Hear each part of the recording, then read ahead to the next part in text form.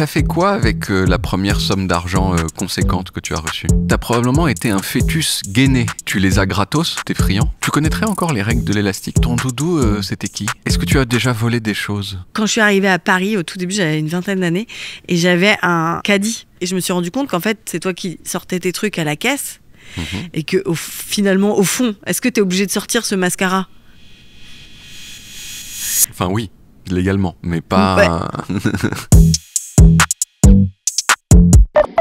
Bérangère, comment ça va? Bien, j'ai chaud. Oui. Oui, j'ai chaud. T'es contente d'être ici ou tu préférais être ailleurs? Alors, je suis très contente d'être ici, de te voir. Ouais. Je dirais même plus. Non, mais c'est vrai. Je suis très heureuse d'être, très honorée d'être invitée à ton micro. Après, si je devais claquer des doigts, oui, je serais sur une planche de surf dans l'océan, oui. Oui. Mais d'ailleurs, tu l'es souvent. Je l'ai été hier. Voilà, parce que c'est chez toi. Oui. Oui, enfin, c'est chez moi. C'est ma terre de cœur. Oui, c'est partiellement chez toi. Oui. Et tu gères très très bien le surf? T'as vu comment j'imite la gestion du surf? Tu ondules tel des vagues. Écoute, moi, je suis quelqu'un de très scolaire. Oui. Donc, je suis toujours avec une prof. Et mon projet, c'est pas de bien surfer, c'est de profiter du moment. Donc, j'ai une prof de surf qui m'emmène à un endroit où il n'y a pas trop de monde, où elle connaît les vagues, parce que l'océan, c'est quand même tous les jours différent. Oui. Et donc, je suis en sécurité. Je suis assez à l'aise sur me lever, prendre la vague, mais j'ai un peu la flemme. Faut beaucoup ramer pour bien prendre la vague. Le plus dur, c'est en fait de te caler dans la vague pour qu'ensuite elle te porte. Donc Jessica se charge très bien de ça, et donc on est tous très contents de. Attends, c'est elle qui te pagaille Non, Jessica, elle est dans l'eau, et en fait, moi, je rame un peu, mais bon, elle me fait le petit coup de pouce qui va te. Qui fait que je peux me lever. Tu te souviens de la première fois qu'on s'est vu ou pas? Oui. Est-ce que... Oui. Ouais. Moi, du coup, je suis allé revoir les textos de quand c'était, mais où c'était? Au Café Crème. Au Café Crème. Et quel soir? Alors, je sais, parce que du coup, j'ai regardé, je l'aurais pas retrouvé tout seul. Bah ouais. C'était le 15 février 2019. Ah, c'était le 15 Ah oui, parce que en fait, moi, je me rappelais que c'était autour de la Saint-Valentin, mais dans ma tête, je m'étais dit, mais attends, on était allé à la Saint-Valentin, ça me paraissait gros. Donc c'était le 15, le lendemain. Le lendemain de la Saint-Valentin. Ok, très bien. Oui, au Café Crème, très bien. J'avais passé une excellente soirée. C'était très bien. Et je me souviens que... Et en fait, parce que je me suis souvenu pourquoi est-ce qu'on s'est parlé. C'est à cause d'un ami commun. Ah, alors ça, j'ai oublié. Qui s'appelle Sylvain Dieuaide. Mais oui. Qui est un comédien, dont on peut mettre la photo ici, Sylvain Dieuaide. Qu'on adore. Et je sais pas, il y avait un truc sur Instagram où je sais plus qui a commenté sur je sais pas quoi, et on a fait genre... et de fil en aiguille, mais sur je sais pas combien de mois ça a pris, c'est genre vas-y. Si on se voyait. Ah ouais, j'avais oublié que c'était Sylvain. Ouais. Et à l'époque, je me souviens que tu rentrais d'un voyage ésotérique. Ah oui, je vois très bien. J'étais partie en voyage intuitif. Voilà. En Équateur, avec un couple que j'avais rencontré une fois. Je me souviens qu'il y avait un truc 8 comme mois ça. Avant. Qui m'avait dit, on part faire un documentaire sur le sacré dans les villes. Enfin, qu'est-ce qu'on peut récupérer dans nos quotidiens de sacré dans les villages. Oui. Donc, on partait à la rencontre de gens dans des sortes de rendez-vous en terre inconnue en groupe. Qu'est-ce que j'avais raconté de foufou, non? Non, je me souviens qu'il y avait des moments où genre, il y avait pour moi l'idée que tu avais ouvert des portes de la perception ici ou là. Peut-être entrouvert des portes de la perception, j'en sais pas. Attends, t'as l'année ou pas? C'est 2019. Ah oui, non, alors ça va, c'était ce voyage, parce que j'ai fait beaucoup de voyages ésotériques, donc j'étais là. Attends, c'est lequel? C'est celui avec le chaman? Est-ce que c'est celui? Non, ça c'était... en fait, le truc de ce voyage, c'était vraiment que... donc Mallory Malmasson, qui est... je sais pas comment qualifier son métier, parce qu'elle est médium, guérisseuse, elle écrit des livres, elle écrit un livre génial qui m'a inspiré pour mon spectacle qui s'appelle Foufoune Cosmique, par exemple. Donc elle traite de plein de sujets et tout. Et donc en fait, Si, il y a des gens qui sont guidés par d'autres choses. Et donc, le guide, c'était Mallory, mais via d'autres guides qu'on ne voyait pas. Mais c'était vraiment genre, elle disait, on avait un petit minibus, et puis elle disait au chauffeur, monsieur, vous connaissez la ville de nanana? Elle me dit, je connais pas du tout, c'est les guides qui m'ont dit. Et donc, faudrait qu'on y soit avant 15h, est-ce que c'est possible? Et donc, on était guidés par des guides qu'on ne connaissait pas. Mais c'est-à-dire des guides qui étaient dans sa tête à elle? Dans son oreille, en tout cas, quelque part. Oui. Mais qui lui soufflaient des noms de vraies villes. De vraies villes. Oui, c'est ça. Ce qui fait qu'il pouvait transmettre l'information. Pas genre, elle disait, ça existe, ça. Mais elle-même vérifiait. Vous connaissez la ville de machin? Je sais pas du tout. C'est nouveau, c'était des noms propres qu'elle n'avait pas et qui lui étaient soufflés par les guides mystiques. Oui. Putain, c'est incroyable. Et c'était assez incroyable. Et surtout, le voyage s'est très très bien passé. Enfin, je veux dire, on a découvert des endroits, il fallait qu'on aille là. On a fait un peu de tout. Moi, j'ai adoré. En quoi ça consiste un voyage intuitif? C'est que tout ce que tu vas programmer ne vient que par l'intuition, la voie de l'intuition. Donc, c'est ces voies-là, en fait. Après, il y a des gens ils disent je parle avec mes guides, donc eux ils ont personnifié tout ça, mais nous on peut avoir ça par exemple dans la vie où d'un coup tu te dis pas aller là, tu sais, des trucs très courts et qui sont vraiment de l'intuition. Et il y a des gens qui l'ont en plus développé. Voilà, en fait c'est quelqu'un qui leur souffle l'intuition au lieu qu'elle s'impose à toi. En fait, t'as une espèce de petite bande cosmique que tu personnifies. Et voilà, donc après. C'est assez étrange, mais c'est en tout cas aujourd'hui, en 2025, je me dis j'adore faire ça tu sais, partir à un endroit et puis tu rencontres quelqu'un qui va en fait t'emmener là et après tu refais le film et tu te dis mais tu te rends compte, on n'aurait pas été là mais on n'aurait pas rencontré. Moi j'adore faire ça, je sais pas toi. Non, si j'aime bien aussi. Il faut en fait avoir des petits relais quand même, c'est-à-dire que tiens, tu sais que tu vas rencontrer telle personne et le hasard total, enfin je sais pas, j'aime bien un petit mélange, j'aime bien forcer le hasard et pas que ce soit entièrement genre parce que des fois c'est nul. Oui, mais ça fait très peur en fait de se dire que je pars, je sais pas du tout. Mais en fait, t'as toujours un point où quand tu vas dans un pays, moi j'étais partie toute seule en Australie, j'avais quand même un point de chute avec une amie qui machin, quelqu'un qui m'avait guidée vers, tu vois. C'est quoi le des personnes physiques quoi. Oui. C'est quoi pas que des guides. Pas que des guides. Moi j'ai que des guides dans ma tête. Alors le principe de Small Talk, c'est normalement on parle de tout. Sauf de ma carrière. Sauf de ce pourquoi les gens sont connus. Il faut repartir aux origines de Bérengère Krief. En commençant par, si tu veux bien, tes parents. Oui. C'est qui tes parents? Mes parents, c'est Jean-Yves et Véro. Krief. Mes parents, écoute, j'ai une copine qui les appelait les Walsh. Je sais pas si tu vois dans la référence de Beverly Hills. Ah non, parce que j'ai pas regardé Beverly Hills. Non, c'était la série. Pourtant la génération totalement, mais les autres regardent et je ne regardais pas. T'as pas accroché? Non, je comprends pas parce qu'il se passait quand même vraiment beaucoup de choses. J'étais Dorothée, moi, je crois encore. Dorothée. Non, t'étais plus Dorothée quand il y avait Beverly Hills. Je me souviens très bien que les gens ils disaient Beverly Hills et que genre j'avais que à regarder la télé si je voulais et je ne regardais pas Beverly Hills, je ne sais pas pourquoi. 92-210. Oui. Beverly Hills, c'est quand même. Les Walsh, c'est les parents de Brandon et Brenda. Et ils sont tout le temps dans les histoires des enfants. Quand il y a un problème de drogue, ils en parlent, tu sais. Et ma copine, elle me disait, tes parents, c'est les Walsh. Ils sont là à mes spectacles, ils connaissent mes amis. Ils ont toujours, que je joue dans une cave ou à l'Olympia, ils sont là. Et c'est un couple, tu sais. Moi, ils m'ont fait vachement complexer parce qu'ils sont ensemble depuis qu'ils ont, je sais pas, 16-17 ans. Ils sont mariés à 21, ils m'ont eu à 25, mon frère à 28. Ils traversent la vie en même temps, c'est pas non plus féerique. Ils sont engueulassés pour que tu crois pas que tout est facile. Voilà, je peux compter sur eux. J'ai beaucoup de chance. Et ils sont spécialistes des surgelés, n'est-ce pas? Alors, il y a tout le pan de ma famille du côté de mon père. C'est une très belle histoire que j'adore. C'est mes grands-parents, en fait, donc les parents de Jean-Yves, Émile et Ginette, qui se rencontrent dans la rue dans les années 50, je pense. Ils se rencontrent à Paris dans la rue. Mon grand-père vit en Algérie. Et en gros, ils ont un coup de foudre. Ils vont se revoir, avoir une petite amourette. Mon grand-père repart.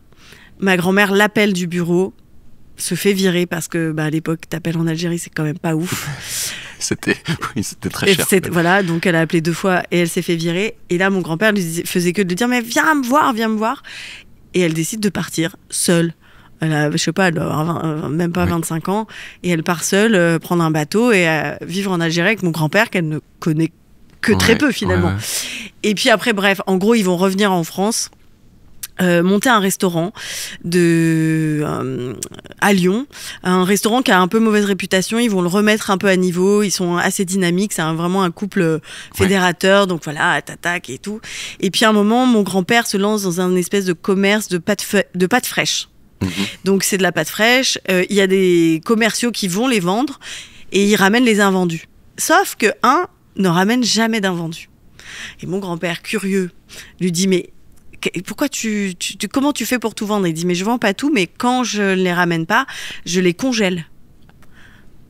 Pardon, qu'est-ce qui se passe? Là, mon grand-père découvre le congélateur et commence à mûrir son truc d'usine de feuilleté surgelé, de pâte surgelée, pâte feuilletée. Et donc, il lance un truc. Donc, il achète un terrain, il fait venir des machines. Enfin, on est à l'époque, tu vois, il n'y a pas Internet et tout. Donc, il y a un truc, le beurre, la farine, t'as tout le truc qui machin. Et donc, ma grand-mère travaille avec lui. Ils vont faire ça. Ensuite, mon père et ses deux sœurs vont intégrer l'entreprise, la reprendre à la retraite de mon grand-père. Et aujourd'hui, c'est mon frère, qui vient de reprendre l'activité et qui succède à mon père. Et la marque maintenant ils font des friands, c'est ça? Et cette marque existe encore. Elle s'appelle Vitacuir. C'est le nom le plus 30 glorieuse que tu peux imaginer sur la terre. Vitacuir, c'est vite cuit. Tu vois. C'est vrai. Et ça reste comme ça. Et alors, je vais jusqu'au bout parce qu'en fait, je m'étais un petit peu renseigné, donc j'avais une partie de ces informations. Et pour préparer cette interview, j'ai acheté des friands Vitacuir qui m'ont été livrés et j'en ai mangé plusieurs. J'ai pris le friand Vitacuir charcutier. Ouais. Et j'ai pris le friand Vitacuir emmental. Emmental. Voilà. Alors, je sais pas si c'est les meilleurs friands que j'ai mangés de ma vie, mais en tout cas, ils étaient tout à fait feuilletés comme il fallait. Oui. C'était bien moelleux à l'intérieur, c'était équilibré, et j'en ai encore, je crois, 16. Donc en fait, dans toute l'année qui va suivre, là, je vais continuer à manger du krief. À des moments comme ça, du krief. Écoute, il y a le feuilleté individuel, et il y a également le feuilleté apéritif. Qui est aussi une grande renommée. Alors, donc plus petit, mais qui ne sont pas vendus forcément sous la marque Vitacuir, mais qu'on retrouve chez Picard. L'apéritif du soleil, par exemple. Picard se fournit chez Vitacuir, mais c'est pas vendu sous l'estampille Vitacuir. Voilà. Ça, on la garde pour les trucs. Voilà, il y a plusieurs. Voilà. Est-ce que toi-même, il t'arrive encore de manger des friands Vitacuir ou pas? Bien sûr. Oui. Alors, même quand j'étais petite, c'était quand même assez rare, je sais pas, en vérité. Alors, il y avait toujours le feuilleté apéritif à Noël, aux anniversaires. Enfin, ça, c'est la tradition. Le feuilleté individuel, je l'avais moins, mais on en avait toujours dans notre frigo, ça, c'est dans le congélateur. Et moi, j'en ai un peu, j'en ai toujours un sous le coude, parce qu'avec une petite salade, franchement, petite flemme, 20 minutes au four, c'est quand même... Et tu les as gratos, tes friands? Non, parce qu'en vérité, il faut que je les achète. Moi, je suis à Paris et en fait, ils sont à Lyon. Et en fait, souvent, je vais en acheter, quoi. Parce que s'ils me livraient, il faudrait qu'ils me livrent une palette, en fait. Donc, je n'ai pas... Et genre, t'aimes bien ça, mais peut-être pas pendant les 5 prochaines années, quoi. Non, je vais faire autre chose. Moi, je serais trop tenté d'aller chez Picard et dire... Vous savez qui je suis? Vous êtes Bérangère Krief? Oui, peut-être, mais avant tout, je suis Madame Vitacuir. Mais pour aller plus loin, tu sais que sur ma bio Wikipédia, c'est écrit Bérangère Krief est une comédienne et humoriste et c'est la fille de Jean-Yves Krief, créateur du feuilleté surgelé, de la marque Vitacuir, etc. C'est-à-dire que je suis la fille de l'ancêtre du feuilleté surgelé, quoi. Enfin, vraiment, avant d'avoir mon existence propre, il y a quand même cette partie-là qui est quand même là dans ma famille. De nourriture industrielle. Toi-même, tu as un savoir-faire particulier en matière de pâte feuilletée ou pas? Oh là là, pas du tout. Parce que c'est une pâte difficile, la pâte feuilletée. C'est pas facile.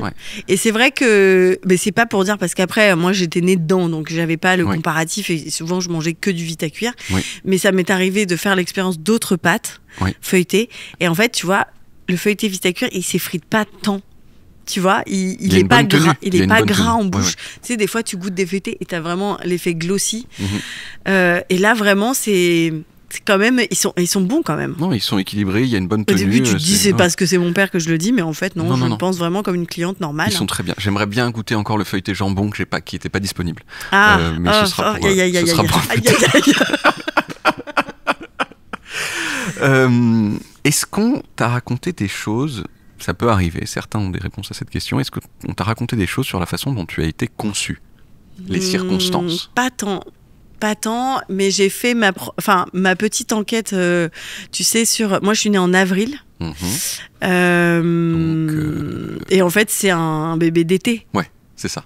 Bébé et d'un coup, je me disais, mais attends, il y a vachement de gens. En avril, d'un coup, t'as que des anniversaires. Ouais. C'est fou. On est les béliers, tu sais. Alors moi, je suis bélier, je suis là. Non, mais on est trop. Tu sais, c'est un groupe. C'est que des gens. C'est les enfants des Haussiens. Donc voilà. Vraiment. Les baisses du show. Ouais. Non, j'ai pas du tout de circonstances sur ça. C'est pas un sujet que j'aborde. Vraiment. Après, on peut pas parler de ce que je fais, mais mon spectacle s'appelle Sexe. On va en parler quand même. On va en parler quand même un peu, mais en tout cas, c'était compliqué pour moi d'aborder ce sujet. C'est pas un sujet tabou, mais il a été plus traité sous le prisme de la prévention à l'adolescence. Mais la qualité de plaisir, le profit, ça n'a pas été livré avec. C'était comment éviter le danger et pas comment faire en sorte que ce soit sympa. Fun et cool. On t'a raconté quelque chose sur ta naissance? Quel genre de bébé? Ah oui, ma mère, elle me dit toujours. En fait, quand je suis née, ma mère, elle est assez mate de peau, elle était très bronzée. Et en fait, quand ils m'ont posée sur elle m'a dit, t'étais blanche, quoi, vraiment laiteuse. Et ils se sont presque inquiétés, donc j'ai eu une petite piqûre au pied pour vérifier si tout allait bien. Ma mère a pleuré en voyant le petit pansement, et elle me dit toujours, t'étais un bébé.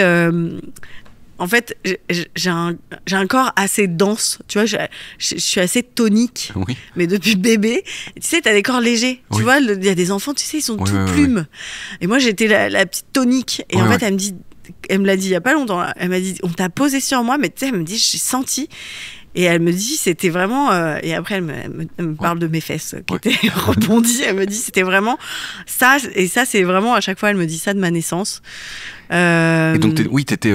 Et mon père qui s'est mis une tôle le soir avec 4 personnes chez eux en chantant La bombe humaine à tue-tête. Ça, c'est vraiment la légende qui fait qu'il a vraiment célébré ce moment-là. Voilà, c'est ce que je sais de ma naissance. Mais donc, t'as probablement été un fœtus gainé. J'ai tenu. Et alors, je suis restée 5-6 jours de plus que le terme. J'étais prévue le 11, je suis arrivée le 16 et on est venu toquer à la porte, quoi. C'était un peu genre, elle ne sortira jamais cet enfant.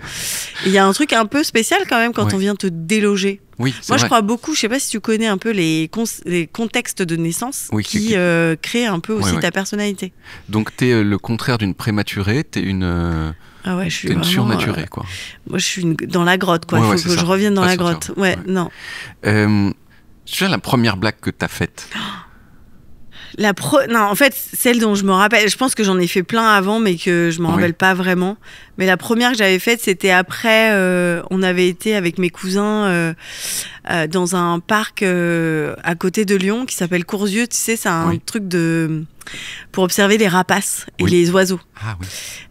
Et en fait, t'as un spectacle donc en gradin, et en fait t'as un mec qui est là, et puis le rapace va vers un autre gars. Mais ce gars, il est habillé avec des grandes chaussettes blanches, un peu avec un chapeau avec une plume, tu vois. Il est un peu habillé comme moi aujourd'hui finalement. Et il a un grand gant en daim comme ça, et il agite de la bidoche comme ça pour que le rapace vienne. Et bon, on regarde le spectacle, voilà, le truc te vole au-dessus de la tête et tout, et on rentre à la maison, et le soir, tu sais, au moment où chacun a pris sa douche, machin, il y a le couloir où il y a les chambres, et je leur dis, et j'avais été mettre des chaussettes blanches, et je m'étais mis au bout du couloir, et je faisais le truc comme ça, mais... Non mais ça c'est marrant. Mais j'avais 8 ans, tu vois. Mais sans oiseaux. Mais sans oiseaux, et je faisais le bruit du gars, où je devais réimiter le gars. Mais j'ai pas un souvenir... Enfin, c'était assez instinctif, quoi. Tu sais, vraiment, t'as envie de faire ça. Tu reproduis ce que t'as vu, c'est un personnage, tu joues le truc. Et tu l'as observé, et puis les gens rigolent, en fait. Ça, oui, ils avaient bien rigolé. Mais là, c'est vrai que c'était plus volontaire de ma part. Mais je sais pas si j'avais voulu les faire rire. Tu te souviens, est-ce que tu faisais des trucs cruels quand t'étais enfant ? Non, je pense que vraiment... Non, t'étais gentil. Une fois, pour te dire, il y avait un mec en maternelle. Ça, je me rappelle très bien. C'est peut-être un de mes premiers souvenirs. Enfin, en tout cas, c'est la maternelle. Donc, c'est assez petit.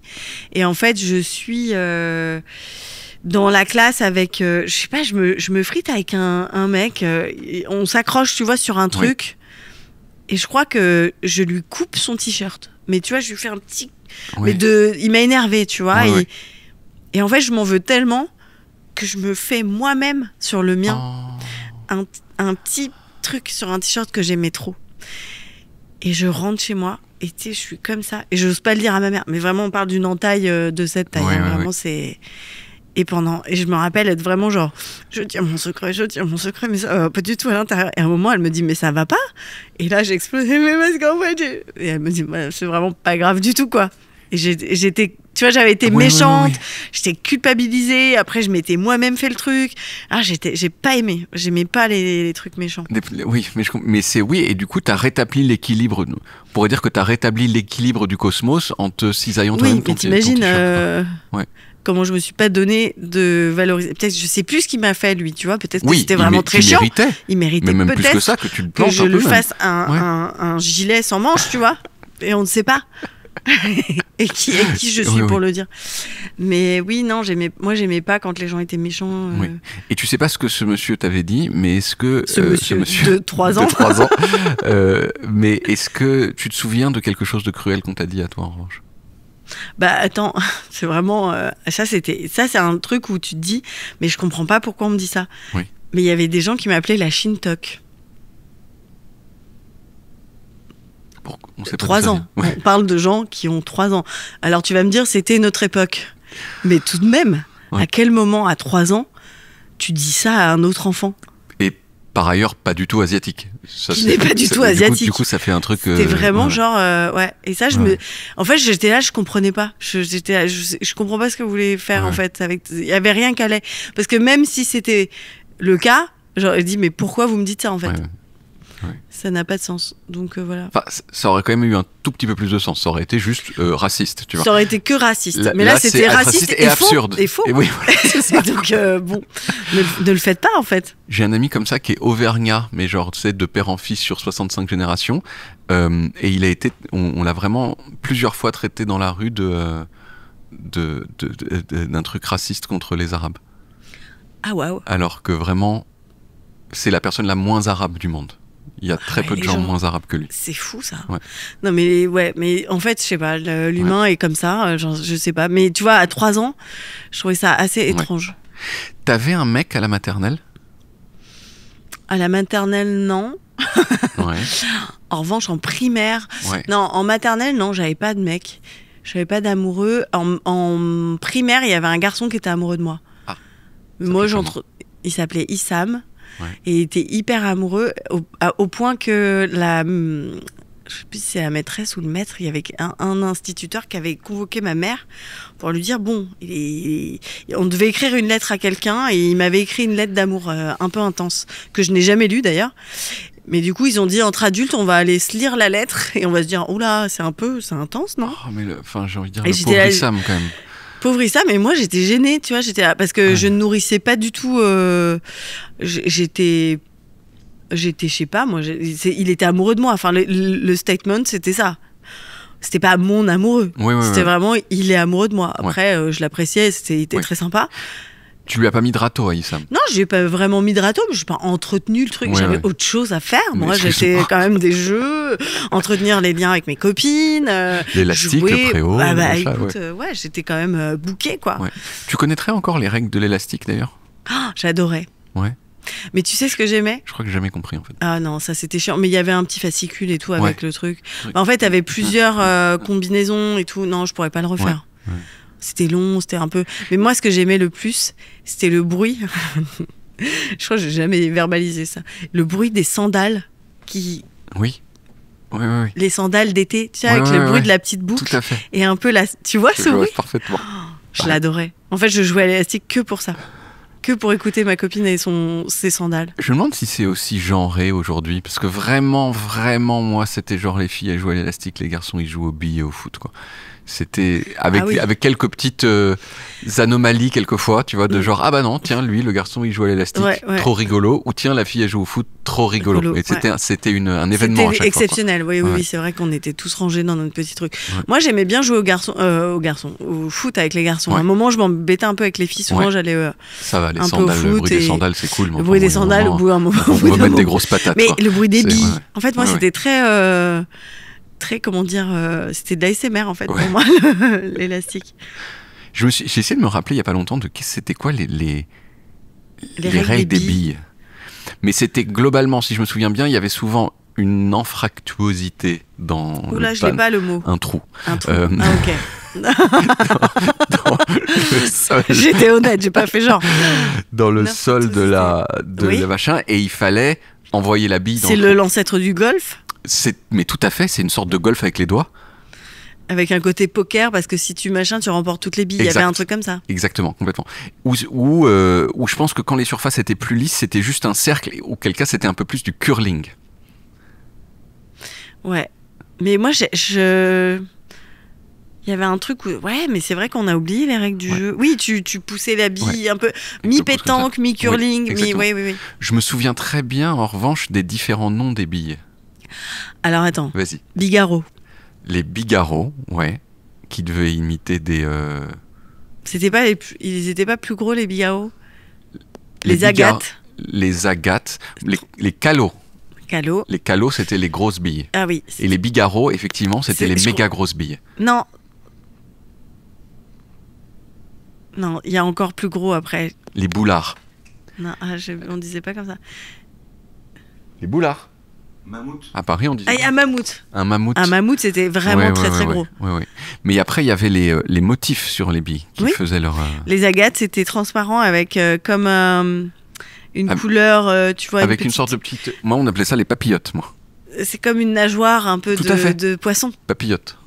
Ah bah, moi, c'était les agates. Mais après, j'en ai pas d'autres. Galaxy. Ah, Galaxy. Oh, je les adorais, les Galaxy. Pétrole. Pétrole, bien sûr. Et les terres. C'était les moins bien. Moins stylés. C'était comment ? Terre, c'était juste... en grès, en fait. Ouais, voilà, exactement. Et avec machin, c'était vaguement un petit peu rugueuse et c'était celle qui valait le moins. Quoi. Ouais. Mais Galaxy. Ouais. Et ce que moi, celle que je préférais, c'était les mini-billes. Il y avait des billes qui faisaient genre 1/5 de la taille d'une bille normale. Mais il n'y en avait pas beaucoup. Les cristals. Tu te souviens des cristals ? Non. En fait, je les ai complètement... Ouais, c'était vraiment du cristal, peut-être avec des petites bullunettes dedans, mais c'était du verre, quoi, un petit peu, quoi. Voilà. Donc, je m'emporte un petit peu sur les noms de billes. Mais on sent que t'es calé avec les dates et les billes, hein, donc apparemment, David. C'était quoi, d'ailleurs, le jouet suprême de ton enfance ? Le truc où, genre, t'étais jalouse que d'autres l'aient et pas toi ? Ou peut-être tu l'avais et les autres étaient jalouses de toi ? Qu'est-ce que j'ai adoré ? Moi, j'étais très... truc d'ordinateur d'enfant, tu sais, mais avec où tu faisais les jeux avec les mots. La dictée magique ?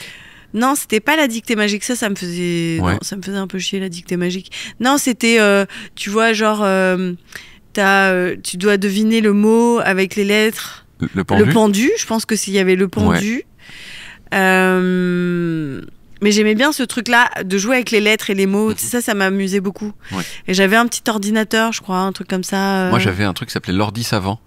Et qui était exactement ce que tu dis là. Et genre, c'était... Des petits programmes. Ouais, exactement. Et tu posais, tiens, géographie. Et t'as une petite cartouche, et on disait genre, quelle est la capitale de ça ? Moi, ça m'amusait beaucoup, ça me stimulait bien, ça. T'étais bonne élève ? Ouais, en fait, j'étais attentive en cours. Donc, j'entendais... Tu vois, j'écoutais bien. Ouais. Et après, du coup, j'avais pas besoin de trop rebosser. Je pense que j'avais des facultés, mais une petite flemme quand même. Ouais. Pas non plus... Une fois que j'ai capté, je m'ennuie. Ouais. Moi, j'étais cet élève-là, en fait. Donc, t'avais pas les meilleures notes, mais t'avais des J'avais bonnes pas notes, les meilleures notes. Si j'étais dans une bonne période, je pouvais bien, tu vois... j'aimais bien que le prof soit fier. J'étais bonne élève, j'avais quand même le goût. Mais j'étais pas non plus je dois défoncer tout le monde. J'avais pas un désir d'être la première. Ouais. mais je voulais pas être la dernière non plus. Et tu te souviens des genre les démiurges de la classe, les gens qui étaient genre qui étaient trop bons élèves, premiers à tout le temps 18 et ils sont énervants? J'ai souvenir au collège. Au collège, j'étais pote avec une nana, Amélie. Elle était incroyable. Amélie, c'était une meuf vraiment. Enfin, en fait, on était assises en cours, je l'aimais beaucoup, et on papotait comme ça. Et elle faisait ouais, machin, nanana. C'est l'Italie, le Maroc et l'Espagne. Et en fait, machin. Tu sais, je disais, mais t'as entendu? Elle avait entendu la question, elle répondait à la prof et elle continuait ma conversation. Ok, donc une petit TDAH, je pense, Amélie. Et elle était toujours catastrophée après le contrôle. C'était vraiment, oh putain, mais non, mais pas du tout. Et elle avait 20, voire 20 plus, quoi. Je disais, Amélie, en fait, tu vas pas dire quand tu sors ton débrief parce que généralement, il est pas en accord avec ce que t'as fait. Et ça m'énervait un peu. Ouais. Je me dis, écoute, au bout d'un moment, la première fois, t'es surprise, mais à chaque fois. C'est fou parce que moi j'étais souvent le contraire, quoi. Je sortais du contrôle en me disant genre excellent. Putain, mais genre vraiment je l'ai défoncé et c'est genre 9. Tu vois. J'ai eu ça. Mais c'est pas... Comment tu peux te tromper à ce point-là, quoi? Ah ouais, à côté de toi-même en fait. Mais ouais, comment tu peux te tromper sur le fait que tu t'es trompé? Et tu sais pourquoi? Confiance en moi. Je pense que mes parents m'ont trop dit qu'ils m'aimaient bien et donc du coup j'ai fait ah ouais. Et voilà. Et puis après la vie te rappelle, voilà, la vie te rappelle que pas du tout, t'es une merde en fait. Tu sais, j'ai une théorie sur les gens qui ont, parce qu'on est quand même vraiment en train de pointer du doigt les gens qui ont manqué de reconnaissance, d'amour, etc. Donc effectivement, ça crée parfois beaucoup d'insécurité qui est difficile à retrouver dans ta vie après, où ils peuvent avoir d'un coup, t'es là, ils sont complètement dévastés parce qu'il manque un truc, tu vois. On a quand même toujours un petit enfant en nous qui dit « Excusez-moi, je voudrais manger des pâtes », ça me rassurait vraiment. Et en fait, on regarde beaucoup ça. Et à contrario, l'insécurité que ça crée quand t'es dans un monde magique, où tout le monde te dit que c'est vraiment super ce que tu fais, qu'il n'y a pas du tout de critique possible sur peut-être c'est super, mais peut-être que tu peux améliorer. Non, tout est génial, et tu sors dans le monde réel, et c'est un champ de mine, quoi. Ouais, mais moi, le collège, ça a été ça, quoi. Je me suis pris la cruauté du monde dans ma grosse face, quoi. Ah ouais, et je suis sorti du monde des bisounours, des bisounours, vraiment très vite et très violent. C'était triste. Toi, au collège, d'ailleurs, tu te situais où dans la hiérarchie du cool? En fait, moi, je crois, je sais pas comment. Alors, de mon monde des bisounours, je n'ai pas du tout joué à ce jeu. C'est-à-dire que je n'étais pas... pour moi, on était un groupe de gens, et d'ailleurs, ça me le fait encore aujourd'hui. Pour moi, on a un groupe de gens. On n'est pas des groupes. Et d'ailleurs, c'est pour ça que j'ai aussi théorisé là-dessus, que je ne suis pas sensible à Harry Potter, parce que je ne reconnais pas les groupes. Et l'affrontement des groupes. En fait, s'il y a groupe, il y a affrontement. Oui. Donc, en fait, s'il n'y a pas de groupe, on est un groupe. Et donc, du coup, j'étais toujours un peu estomaquée de... elle, on lui parle pas, mais pour quelle raison? Et en fait, ça me... non, en fait, elle est dans notre groupe, puisqu'on est dans le groupe des humains, en fait. Donc, j'avais pas ce truc, et moi, j'étais très, très libre. Je pense que aussi, j'avais une famille très riche de cousins, comme des frères et sœurs et tout. Tu vois, t'as une espèce d'équipe déjà vachement... il y avait beaucoup de monde déjà. Donc, le sentiment de solitude, si tu veux, c'était un privilège, en fait, pour moi. Tu vois, c'était genre, ça n'arrivait jamais, en fait. On t'a pas bolossé? Est-ce qu'on m'a bolossé? En fait, moi, je rentrais à la maison, je disais, ouais, il s'est passé ça. Si, tu vois, en primaire, il y avait une meuf, quand j'étais partie 2 jours en vacances avec mes parents, hors vacances scolaires, j'avais fait péter 2 jours d'école. Donc, je reviens le lundi.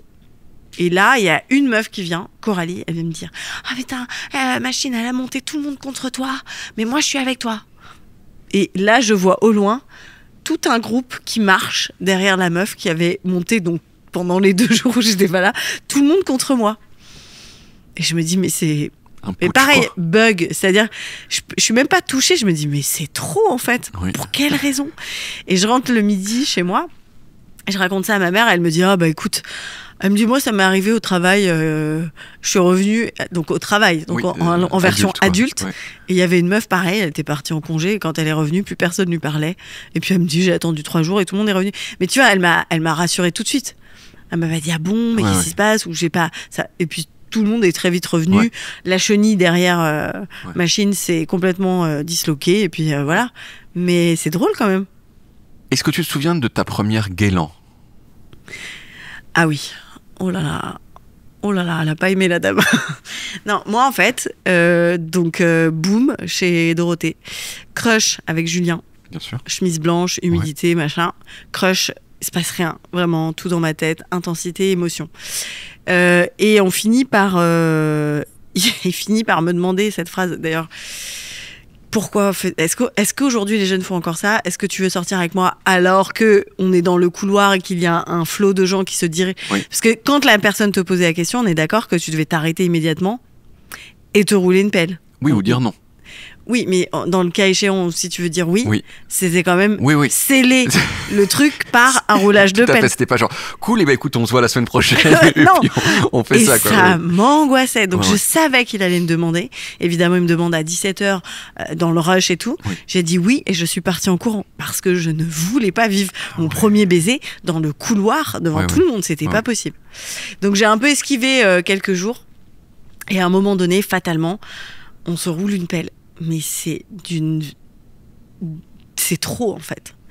Les steps pour moi, elles sont trop traversées, mais genre trop rapides. Enfin, c'est-à-dire rien, la langue. Et j'ai souvenir de... Alors, si je le raconte avec mes émotions, on va croire que c'est une agression, mais en fait, c'était intrusif. C'était trop pour moi. Mais c'était pas lui, hein, tu vois, c'était vraiment le projet on se connaît pas, on s'est pas échangé, on n'a pas discuté et tu me roules une pelle, c'est non. Donc le mec d'après, je suis restée 1 semaine avec Julien, je t'avoue que j'ai pas continué. Et après, le gars d'après, j'ai attendu 2 ans. Hein. Avant de lui rouler une pelle ? Avant d'avoir un autre crush avec... Non, j'ai eu un crush de 2 ans qui m'a pas calculé. Oui, d'accord. Donc j'ai eu quand même ça, j'ai quand même eu ce rejet-là, mais je l'aimais bien, je le voyais, ça me suffisait. Oui, t'étais dans la friendzone. J'étais dans la friendzone, mais j'étais dans mon histoire à moi. Et dans ton histoire à toi, il peut rien se passer de mal puisqu'il ne se passe rien.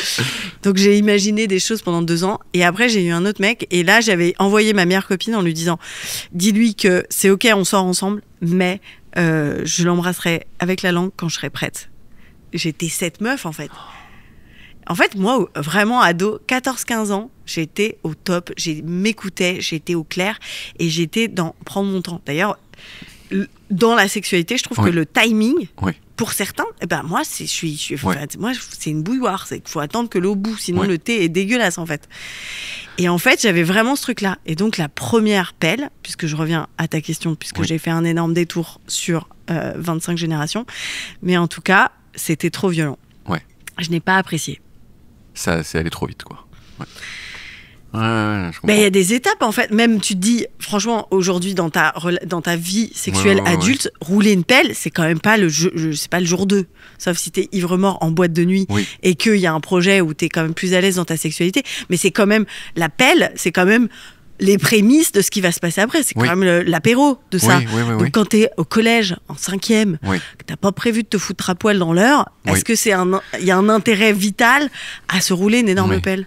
Mais ça, j'ai vu qu'en fait, ça dépend énormément des gens. Il y a des gens qui attachent énormément d'érotisme à certaines choses et puis d'autres moins. Moi, c'est le timing, c'est vraiment comment je connais la personne. Bac ? Oui. Qu'est-ce qu'on peut dire de ça ? Alors moi, j'ai eu mon bac au rattrapage. Il me manquait 10 points. J'ai eu 10 points. Ok. Donc tu l'as rattrapé.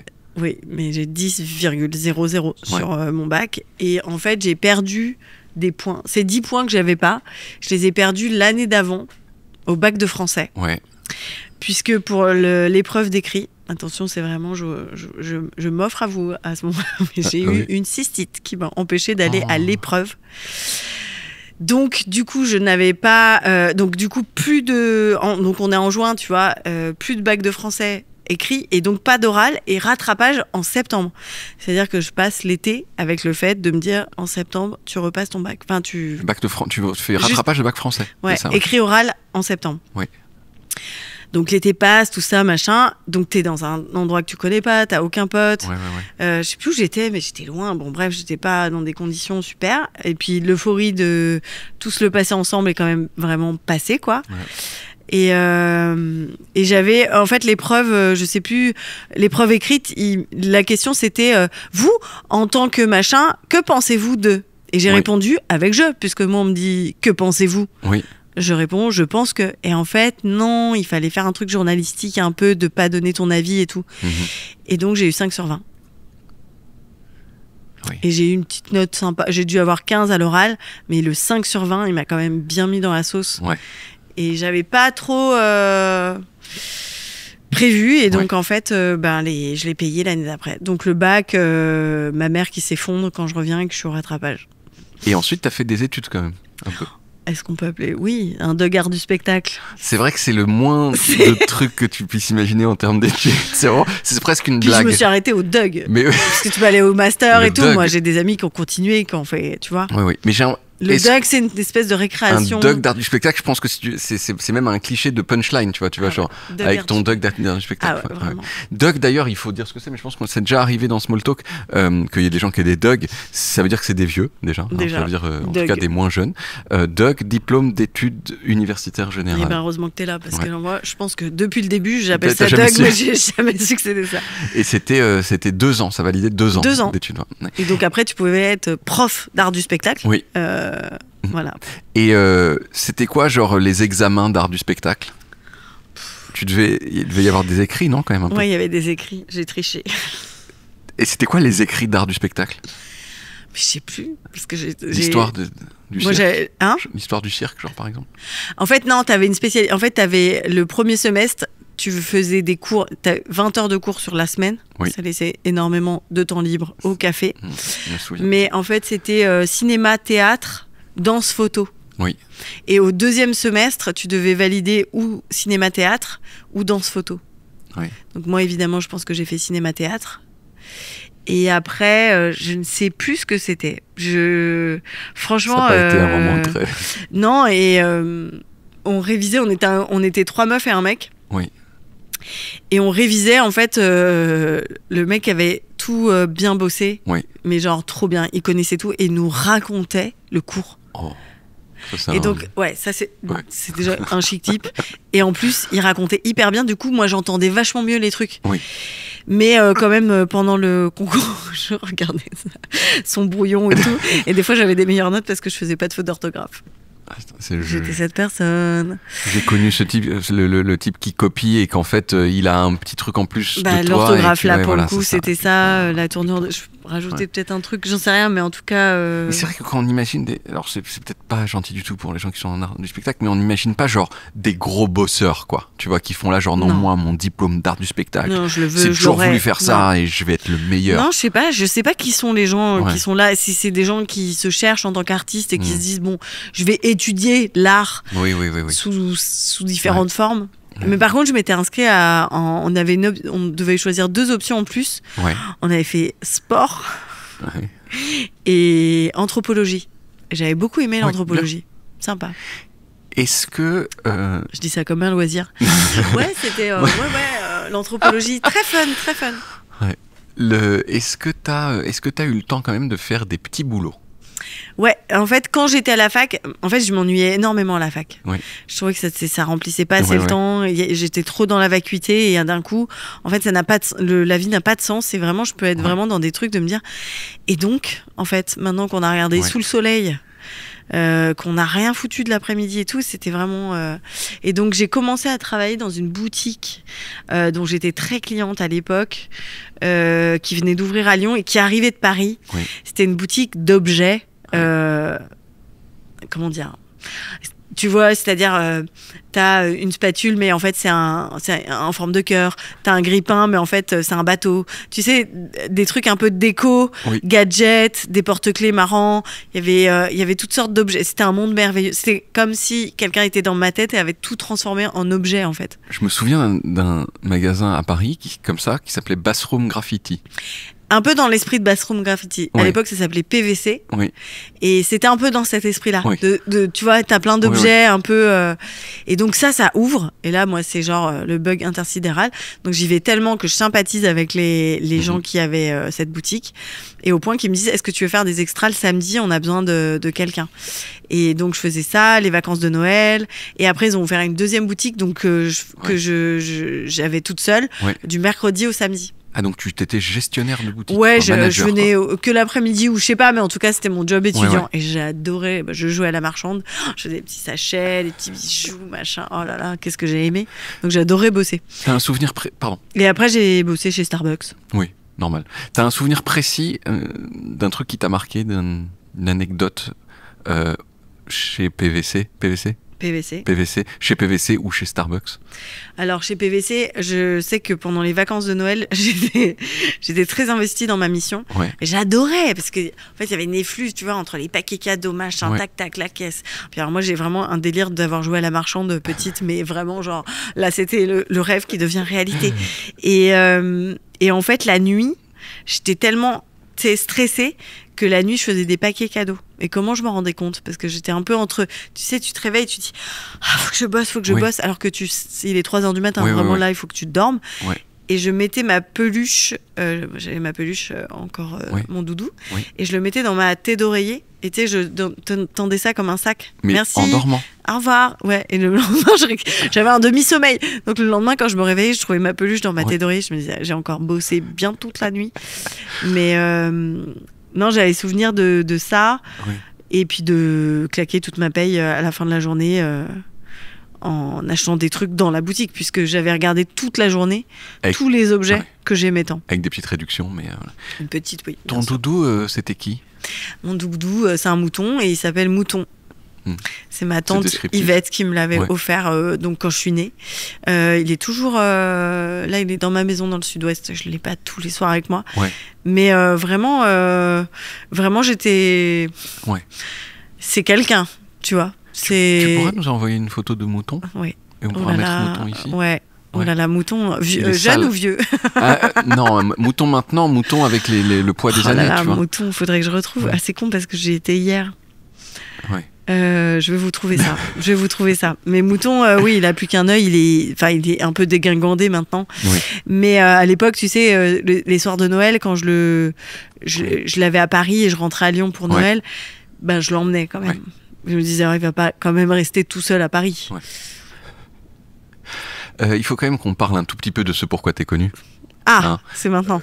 Tu étais où le jour où Bref a été diffusé pour la première fois?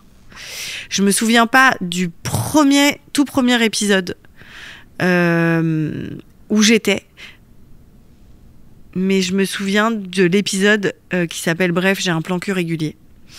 Alors ça, je me souviens très très bien parce que je jouais au point-virgule et c'était c'était Bref, j'ai un plan cul régulier, donc j'assumais pas trop avec ma famille. Et ma mère me dit, bon, alors c'est quand ton épisode? Dis-nous alors, parce que tout le monde attend. Baptiste, il a 5 ans, donc Baptiste, il attend. Et comme ça faisait presque 10 jours qu'ils avaient vu des épisodes, donc on se disait, vivement l'épisode avec Bérangère. Et là, je réalise que, voilà. Et donc, du coup, j'avais été jouer au point-virgule, j'avais plus de batterie. J'avais eu ma mère au téléphone, elle me dit, mais qu'est-ce qu'on dit à papy? Je dis, je sais pas, démerdez-vous. Tout a été coupé. Et j'ai rallumé mon portable et là, c'était parti. Ma mère m'a dit, on a dit à papy de pas regarder. Et voilà, ça s'était terminé comme ça. Mais après, c'était... Donc j'étais vraiment genre dans la cave du point-virgule, sans portable. La meuf qui décide de vraiment pas vivre ce moment concrètement. J'avais vraiment peur, quoi. Et à quel point est-ce que ta vie a changé vite à ce moment-là? Le lendemain, quand je suis revenue du théâtre, il y a un mec qui, dans la rue, à minuit, tu vois, je rentre en métro, comme d'hab, voilà, il est minuit, et il y a un mec qui me fait je me dis, ça y est, je vais mourir, c'est maintenant. Et voilà, et c'était super, mais maintenant, au revoir, puisque je vais décéder d'un coup de couteau en pleine nuit. Et en fait, le mec me dit, vous êtes la fille de Bref, on peut faire une photo? J'étais, mais sérieusement, je me rappelle qu'il a tourné son portable et que c'était vraiment les vieux portables. On avait vraiment une qualité d'image qui était... Et moi, je dois être effarée comme ça. Et je m'étais dit, waouh, ok, d'accord, ben très bien. Donc quand quelqu'un crie, c'est pas forcément qu'il veut me tuer, c'est également qu'il veut une photo. Ouais. Et après, ça a été crescendo, la boîte de nuit étant l'endroit le plus...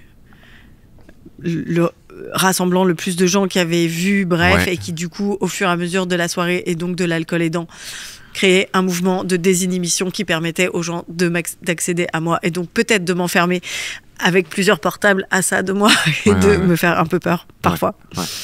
Ouais. J'ai un copain qui m'a sorti comme ça d'une... Oui, c'était... Ouais. Mais c'était fou parce que c'était... Je m'y attendais pas, je m'étais pas préparée. Je sais pas si quelqu'un est préparé à ça parce que le succès fulgurant comme ça, un peu, tu vois, je compare pas ça avec ça, mais les Miss France ou quand t'avais une télé-réalité où en fait, toi t'as fait ton truc et d'un coup, c'est d'un coup d'un seul, c'est pas paf, paf, paf, tu vois. Après, il y a toujours des succès un peu fulgurants, mais t'es pas prêt, quoi. Puis t'as l'impression que ça va, tu vois, quand on dit ouais, mais t'as choisi ce métier et tout. Tu dis ouais, mais quand je suis avec mes parents au resto, qu'il y a une meuf qui me prend en photo avec ma glace, bon, est-ce que j'avais signé pour ça? Peut-être pas. Est-ce que quand j'achète mon PQ, bon, pas forcément. Est-ce que quand j'ai la franche grâce à la banque et que je fais le banquier dit mais Evelyne, regardez, vous la reconnaissez? Evelyne, elle me reconnaît pas, donc c'est gênant. Et donc moi vraiment, j'ai pas pris de douche. Je suis juste venue poser un chèque en fait finalement. Et en fait ça c'est vraiment étrange. Après tu t'accommodes, voilà. Mais toi on se reconnaît beaucoup dans la rue? Alors sans doute moins que toi, oui, mais oui, depuis 4-5 ans, oui, ça tu le vis comment? Non, moi c'est toujours, enfin c'est la plupart, enfin je sais pas, 99 fois sur 100, c'est pour dire ah c'est trop bien, tu vois. Pas genre ah. C'est vous, je vous chie à la gueule. Non, s'il y en a des fois, ils te disent c'est pas mal ce que vous faites. Ne dis rien. Ne dis rien, ouais. Ne dis rien. Et non, et c'est. Et non, je trouve ça. Enfin, il n'y a pas de problème. Je sais pas si t'as ce truc-là que moi j'ai vécu quelques fois depuis. C'est-à-dire que tu sais, la première fois, tu dis ah, t'es content, mais ça veut dire que les gens ils me connaissent un petit peu. Puis à un moment, tu trouves qu'ils connaissent pas ce que tu voudrais qu'ils connaissent. Ah oui. Tu vois, c'est-à-dire genre. Ah, c'est vous qui. Ouais. Moi, le gros truc, c'est Je possède des thunes, tu vois. Une chanson que j'ai faite et qui est machin. Monsieur, c'est vous qui Je possède des thunes.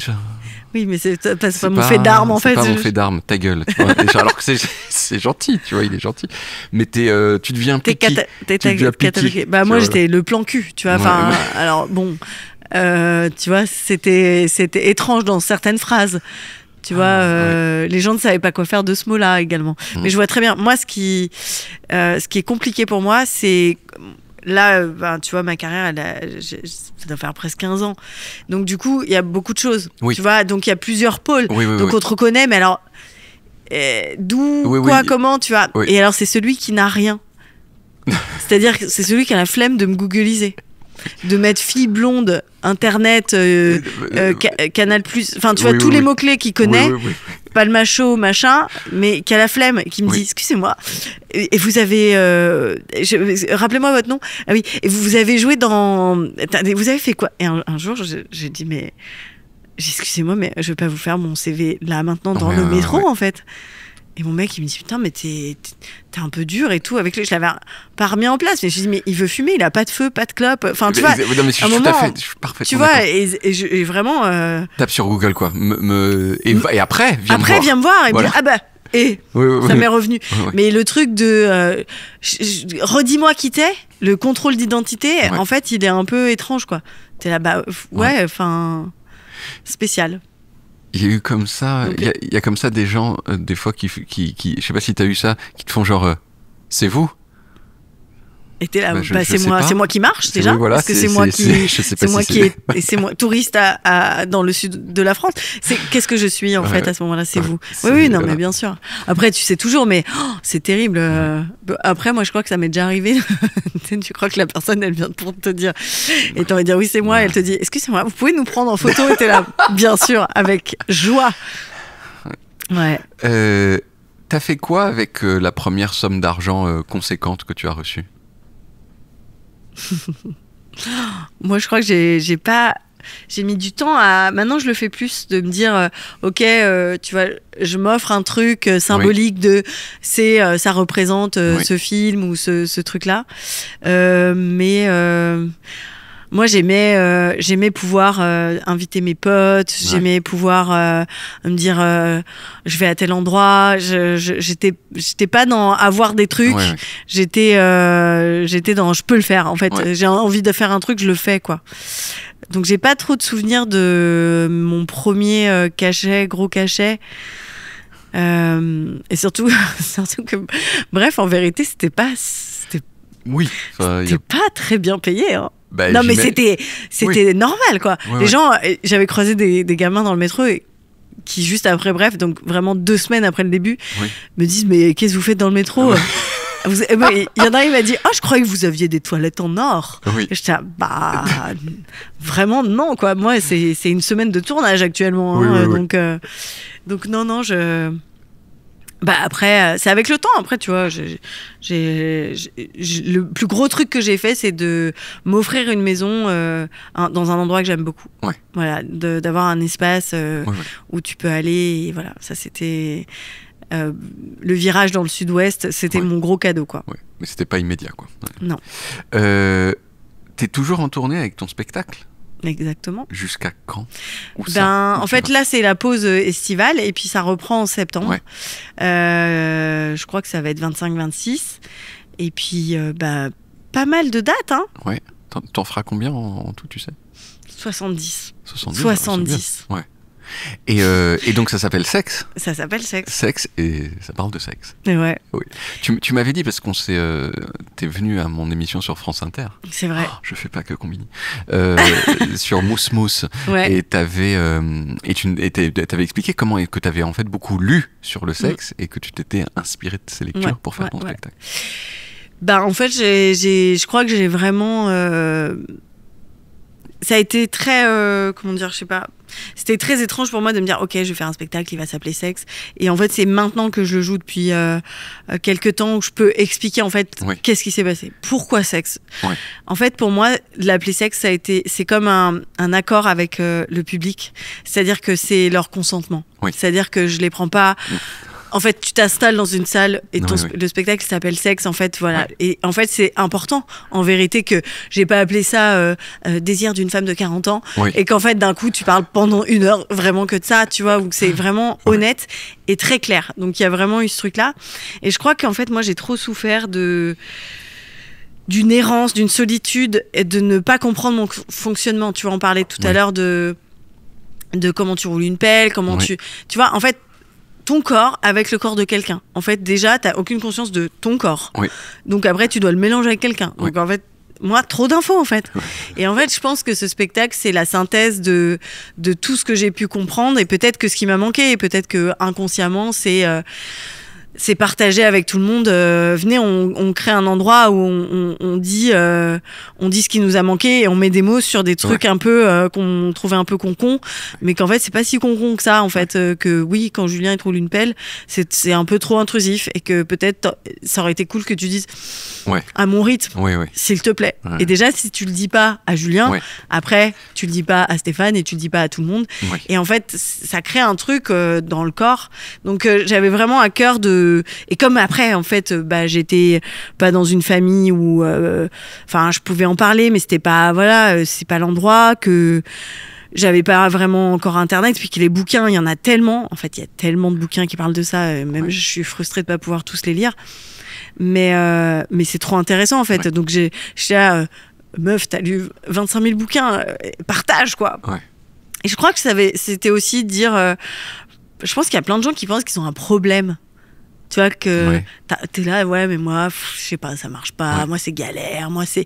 En fait, t'as pas un problème, c'est juste t'as pas ton mode d'emploi, tu vois.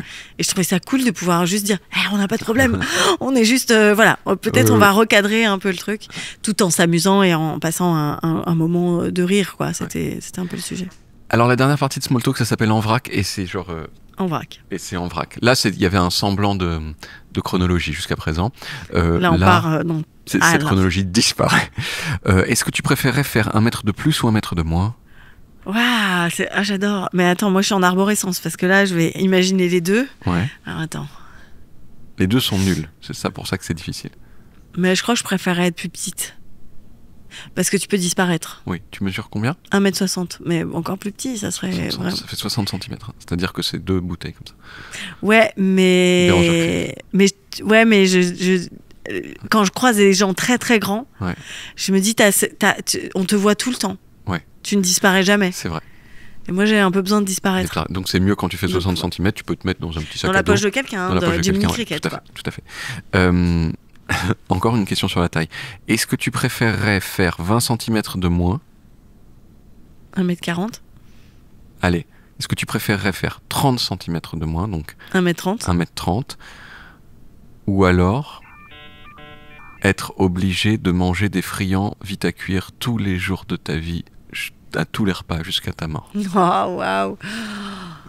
C'est très très bon. Hein. Moi j'adore, encore une fois, j'ai beaucoup aimé les friands vite à cuire. Mais tous les jours. Mais tous les jours, à tous les repas, tu vois, il y a un moment où tu fais des attentats chez vite à cuire. Oui, quoi, tu dis arrêtez de me...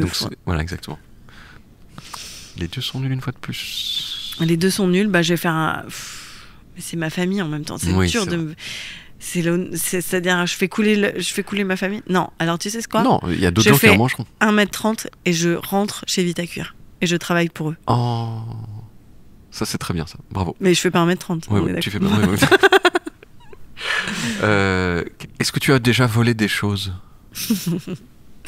J'ai volé une fois un truc, j'ai volé une bille plate. Une bille plate ? Tu te rappelles pas, il y a eu les billes. Et à un moment, il y a eu les billes plates, mais qui n'ont pas marché dans les cours d'école, qui sont devenus des objets de déco.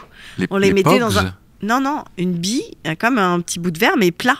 Ah oui, parce qu'une bille, c'est sphérique quand même, normalement. Oui, mais plate. Là, c'était plate. D'accord, c'est un disque, en fait.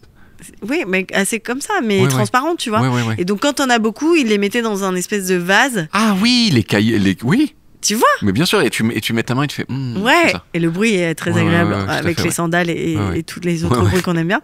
Mais donc, il y avait ça. Et avec ma cousine, on avait vu dans un magasin de déco, on en avait vu et on en avait volé une chacune. Oui. Et c'était vraiment genre, waouh. Ouais, ça va. Et vous les avez toujours ? Enfin, vous les avez pas rendus, quoi. Non, et on s'est pas fait gauler. C'est vraiment genre... Et si une fois, j'étais avec des copines qui ont volé. Ouais. Et en fait, oula, elle a reposé son stylo. Elle voulait voler dans un truc de bijoux et tout. Ouais. Et en fait, mais c'était pas moi. C'était pas moi qui avais le truc. Et en fait, elle a vu que le vigile, il a regardé un peu. Donc juste avant, elle a jeté, juste avant le truc qui sonne, elle a jeté le papier truc. Le mec a vu. Hein, quoi, oui.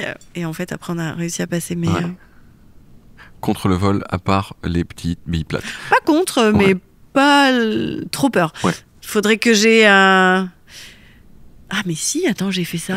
Ah mais si, j'ai volé une Maserati en fait. Mais oui, attends, mais je l'ai garée où ? Oui, je me souviens avec les mais elle est garée où ? Ça, attends, je sais plus du tout, j'ai garé. Mais c'est bien que tu m'en parles parce qu'il faut que je la retrouve. Non, j'ai volé quand je suis arrivée à Paris, au tout début, j'avais une vingtaine d'années et j'avais ce que j'avais pas à Lyon, c'est un caddie. Oui. Tu sais, les petits caddies. Oui, bien sûr. Et moi, j'avais un caddie noir comme ça et je me suis rendu compte qu'en fait, c'est toi qui sortais tes trucs à la caisse. Et que finalement, au fond, est-ce que tu es obligé de sortir ce mascara ? Enfin, oui, légalement, mais pas... Ouais. Donc après, je mettais une écharpe noire au fond de mon truc, le machin, et si on me disait « Ah !» et je disais « Ah, mais pardon, il était enfoui. » Tu pouvais nier. Si je peux nier, peut-être je le fais, mais c'est tout. Il y avait des trucs aussi, des fois, tu sais, des supermarchés où tu peux acheter des boîtes. Des boîtes. Tu vois, je sais pas, t'achètes une boîte et tu mets un truc dans la boîte. Ah, oui. Et la personne, elle bip la boîte et elle se dit pas, tiens, faut pas que ce soit trop lourd. Mais... Et il y a le truc des fruits et légumes. Des mangues. Tu pèses une mangue et t'en mets 4. J'ose pas le faire, moi, à chaque fois. Mais en fait, à chaque fois... 3 mangues gratuites. À la fin, je me dis, qui vérifie, en fait là ? Parce que la meuf, elle regarde, elle fait, pas logique, ce prix. Je pense qu'elle peut faire genre, 13 centimes pour 3 kilos de pommes de terre, ça me paraît trop peu. Faut doser un peu. J'ai une copine qui faisait elle changeait genre elle prenait des grenades et elle mettait un autre truc, tu vois, moins cher, des patates. Non, elle prenait la grenade qui était un fruit assez cher. Ah oui. Et elle pesait comme si c'était un citron. D'accord. Oui, c'est ça. Oui, ok. Ouais. Tu fais genre, non, c'est pas cher. Les types de larcins. Ouais, les types de larcins, là, vraiment, ils sont forts. On dirait ma grand-mère quand on a volé des bûches dans le Luberon il y a 1000 ans où elle était là. Mais j'ai jamais rien volé. On avait volé des bûches parce qu'on n'avait pas de chauffage, tu vois. Donc c'est pas une fois que t'as volé là, on en est quand même à la 4e histoire de vol, quand même. Oui, mais quand je peux expliquer pourquoi, je suis moins mal à l'aise. T'as volé des bûches. Mais oui, parce qu'on était dans une maison, il n'y avait pas de chauffage, on avait très froid, il n'y avait personne à côté, sinon on aurait demandé évidemment. Oui. La personne n'était pas là, on a pris 3 bûches et on est parti. Ça va. Et ma grand-mère était catastrophée, je me rappelle, je me disais putain, mais mamie, elle a jamais rien fait, quoi. Comme moi finalement. C'est pour ça que j'ai commencé à voler du mascara. Ouais. Bérangère Krief est une voleuse de bois. Non. Voilà, c'est ça. Si on t'obligeait à faire une opération de chirurgie esthétique, laquelle est-ce que tu ferais? C'est dur, hein, parce que j'ai peur de commencer des travaux et d'un coup d'être une vieille grange et de dire putain, faut tout refaire en fait. Là, sinon ça va pas être, tu vois, t'as fait ton extension, t'as ton salon, t'as mis des belles vérandas, mais l'arrière, ça va pas du tout, donc faut tout refaire en fait. Ouais. Donc j'aurais peur de ça. C'est comme laver une tache sur ton canapé, tu sais, tu fais bon bah je lave la tache et en fait du coup c'est beaucoup plus propre que le reste. Voilà, et t'es obligé de tout laver. Qu'est-ce que je ferais? Je crois que je ferais les nibards. Hein. Ouais. Bah, ouais, les nibards. D'accord. Après, le nouveau nibards. La tête, mais après, c'est un vrai sujet quand t'es une femme. Je trouve qu'il y a vraiment un truc. T'es là, en fait, dans un monde où t'as celles qui font rien, on parle que de ça. T'as celles qui font trop, on parle que de ça. T'as celles qui commencent à faire, on se dit ah, attends, elle est pas en train de faire. Et puis, enfin, c'est très étrange, quoi. Ouais. Non, donc, nibards. New Nibs. Ok. Ouais. À quelle fréquence est-ce que tu penses à la mort? J'y pense pas tant. En fait, attends, je suis obligée de développer arborescence totale. Oui. C'est-à-dire que, en fait, j'ai un tempérament ultra optimiste. C'est-à-dire que quand il y a une situation, je ne vois jamais le pire. Je vois toujours ce qui peut se passer de bien. Or, j'ai été élevée par une mère qui voit toujours le danger en un. Oui. C'est donc attention, avec des scénarios qui vont très très loin. Genre, tu promènes ton chien, elle s'approche d'un truc, cut, dans sa tête, elle est déjà, ça fait une semaine qu'on essaye de la sortir d'un trou. Tu vois, vraiment, elle fait, mais oui, mais comment on va faire si... Non, mais là, elle n'est même pas dans le trou, en fait. Oui. Donc, tu vois, on est en train de régler des problèmes qu'on n'a pas. Ça, c'est... Et donc, avec une peur de mourir, peur de l'ascenseur, peur de l'avion, peur de trucs. Donc, moi, je suis là... Après, dans l'avion, j'ai un peu peur de mourir depuis que j'ai vu Destination Finale, le 1. Oh là là, cette scène d'intro, ils ont mis des images que j'avais pas dans ma tête. C'est le crash d'avion avec la porte qui s'arrache, les gens qui partent. Là, hein, on me fait signe que c'est vraiment... nul, ça. Elle est horrible cette scène, tu l'as pas vue? Non. Donc quand je prends l'avion, je repense à Destination Finale et je me fais le bilan de me dire, et si ça s'arrête là, est-ce que... Mais j'ai juste pas envie de vivre le moment, moi, c'est surtout... Bien sûr, c'est pour ça que c'est terrorisant l'avion. Ouais. Parce que si je dis, il y a quelqu'un qui... Une balle dans la tête par derrière, c'est pas grave. Mais genre, c'est 50 secondes, c'est peut-être 10 minutes où tu sais que tu vas probablement mourir. Ouais. T'as vu le crash d'avion en Inde où il y a un type qui est sorti là comme ça? Ah ouais, non, j'ai pas... En fait, moi, je regarde pas les infos, sinon je peux pas continuer à... Un avion qui s'est crashé avec genre, je sais pas, 180 personnes à bord. Ça, j'ai entendu. Et il y a un gars qui sort. Et il y a un gars qui sort comme ça, qui fait, oh putain, et qui appelle sa famille. Mais il y a des images de lui qui sort comme ça, genre un peu sonné. Il y a l'avion en feu, mais il boite un peu, il fait putain. Sacré. Chier, quoi. Le pilote, il était bourré ou quoi? Voilà. Putain, j'avais rendez-vous et tout. Putain, mais alors du coup, dans mon bagage, du coup, je le récupère à quel endroit? J'avais une valise, moi. Ah putain. Il y a pas les deux. C'est quoi les deux Anglais qui ont? Il y a pas deux mecs qui se sont filmés. On a retrouvé leur vidéo là, horrible. Putain, faut pas que je vois ça, c'est horrible. Horrible. J'ai pas voulu regarder, je l'ai juste vu en news. Non, lui en fait, il était à côté de la sortie de secours quand même, comme quoi. La place avec plus de place pour là les, où on t'explique les jambes, des trucs et tout. Voilà, faut t'expliquer des trucs. Et c'est toi qui ouvre la porte, donc. Du coup, il était à côté de la porte, il est sorti quoi. Putain. Bon. Donc la mort, écoute. Oui, ça va. Je suis pas très angoissée, j'ai pas envie de mourir. J'aime bien vivre, mais j'ai l'impression que plus tu te dis que tu vas mourir, plus tu profites du truc aussi. Ouais. C'est un peu bateau ce que j'ai dit. Non, moi je trouvais ça très bien. Quelle a été ta plus grande douleur physique? Le stérilet. horrible. Pas prévenu. Au moment où il est placé. Ouais. Bah, c'est-à-dire, j'y suis allée en me disant, je me suis fait épiler au laser, j'ai fait des tatouages. Voilà, en termes de douleur, je pense que j'ai expérimenté. J'ai été si naïve. Si naïve. C'est ouvrir un parapluie dans un endroit où c'est pas homologué. Qui a inventé le stérilet? C'est un mec qui s'est dit, ça va être pratique. Ça va être pratique, mais vraiment, ça va faire très très mal. J'ai failli m'évanouir. Vraiment, c'était terrifiant. Je sais pas pourquoi. Je m'identifie alors que je n'ai pas la zone dans laquelle on dit les stérilets. C'est un endroit, en plus, c'est vraiment le truc de l'utérus, là. C'est quand même un endroit où personne ne va vraiment. Et après, je me suis dit, putain, c'est l'échantillon de l'accouchement. C'est l'échantillon du millième de...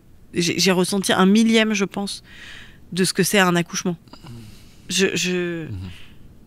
Sans la chimie de peut-être générer la vie et peut-être la joie d'enfanter l'amour, etc. Même l'absence de vie, là. Voilà, mais en tout cas, le stérilet, ça a été vraiment genre l'enfer, quoi.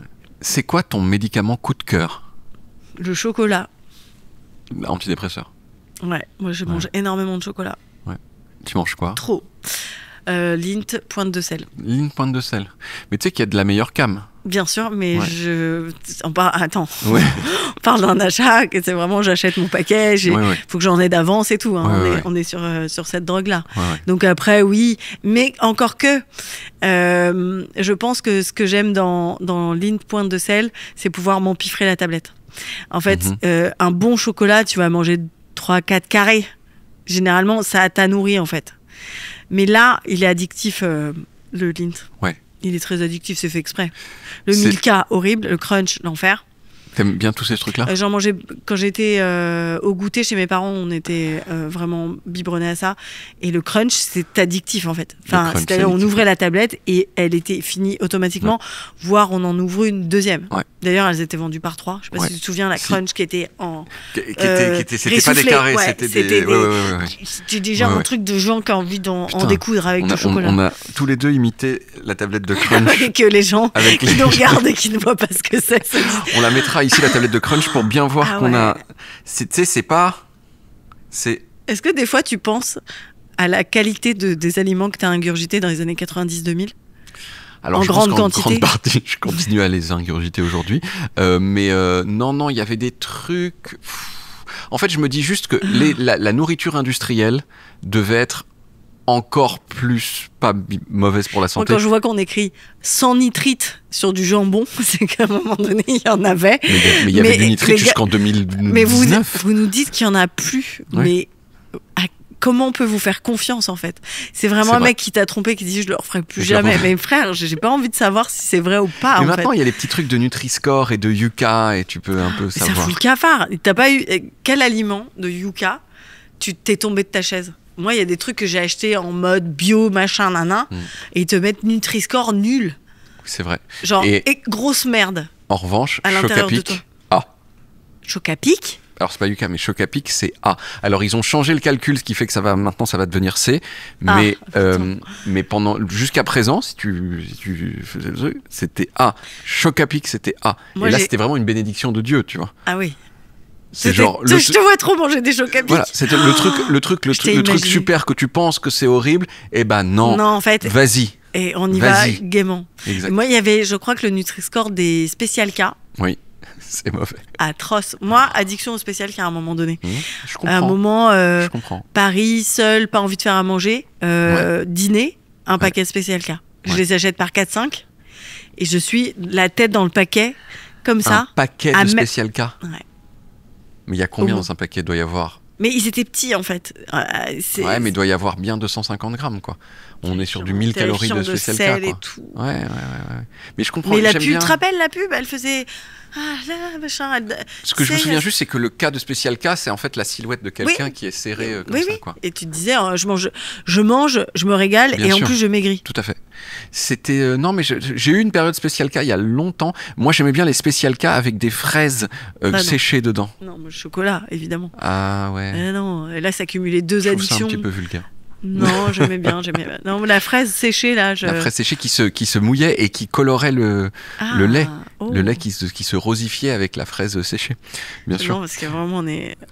donc le chocolat. Est-ce que tu sais faire quelque chose d'impressionnant mais d'inutile? Est-ce que c'est impressionnant? Non, mais tu sais, il y a des gens qui font genre, regarde, je peux mettre mon pouce là, je peux sortir mes yeux. Ah oui, non, bouger tes oreilles, machin, je peux mettre un truc ici, je peux enlever une dent. Non, je peux juste faire ça, moi. C'est pas mal. Dissocier. C'est loin. C'est loin. C'est loin. Ma tante qui m'avait montré ça. Ça va. Mais bon. C'est pas mal. Non, après, j'ai la faculté d'avoir un nez, si tu veux faire l'expérience, il n'y a rien dedans, en fait. Tu peux... Ah putain! Normalement, c'est plus dur. Oui, c'est quand même dur. Ouais. Non, là, vraiment... Oh, c'est vraiment... Ma mère, elle dit, ils ont mis de la pâte à modeler comme ça. C'est comme, oui, un jouet qui fait... Tu veux refaire? Ouais. C'est très marrant. C'est très marrant, je vous raconterai. C'est pas impressionnant, mais en tout cas, on passe un bon moment. Faites-moi confiance, c'est impressionnant. C'est super, j'ai passé un excellent moment à faire ça surtout. Avec quelle personne décédée est-ce que tu aurais bien aimé faire l'amour avant qu'elle soit décédée? Alors attends. Pardon, j'ai des trucs intuitifs, mais... Mais tu peux follow ton intuition. Suis ton intuition. Mais venu un mannequin des années 90, Albert Delegue. Est-ce que tu te rappelles? Il est mort si jeune, bien sûr. Attends, Googleise. Ah, c'est le mec avec un visage en lame de couteau comme ça. Non, Et il avait les yeux très bleus et tout, Albert Delegue. Albert Delegue. Je sais pas pourquoi ça m'est venu là. Ah oui, voilà, on l'a, Albert Delegue. Non, il est mort. Non, il est mort très jeune. Il est mort à 31 ans en 1995. Dévasté. Je nourrissais quand même le souhait de le rencontrer. Donc tu vois, c'est un vieux souhait que je te partage. Il y a peut-être d'autres gens, mais maintenant. Il n'y a pas de photo de lui, là, c'est un peu chiant. Il n'y a pas de photo? Il n'y a pas jeune. Albert Delegue. Il était magnifique. Fais voir. Il est hyper beau, non? Ah, mais il est extrêmement beau, oui. Ah ouais. Il est très 90. Hein. Ouais, c'est fou que ça soit mort. Enfin, mais ouais, mais j'étais hyper triste, moi. Mais tu m'étonnes. J'avais des posters de lui, donc qu'est-ce que tu fais? Un si beau visage. Il était hyper beau, un peu James Dean. Il est décédé de quoi? Je crois que c'était encore l'époque où on le disait pas trop, mais je crois qu'il est décédé du sida. Mais je pense que c'était l'époque où on le disait pas. Ah oui. Je crois. Attends, on va voir. Vas-y. Est-ce on a tout le temps. Décès. Ouais, DAS. Ouais. Sida. Est-ce que tu connais des choses étonnantes par cœur? Oui, je peux connaître Tu m'oublieras de la Rousseau par cœur. Ok. Par exemple. Moi, je connais juste... c'est beaucoup plus que moi. Moi, je connais juste Tu m'oublieras. Mais en tout cas, dans ma tête, les choses dont je me rappelle vraiment, c'est les chansons. Oui. Alors, à l'époque, je sais pas si tu avais ça... C'est vraiment une interview vintage. Tu sais, genre, tu rencontres quelqu'un avec qui peut-être il a la ref. Oui.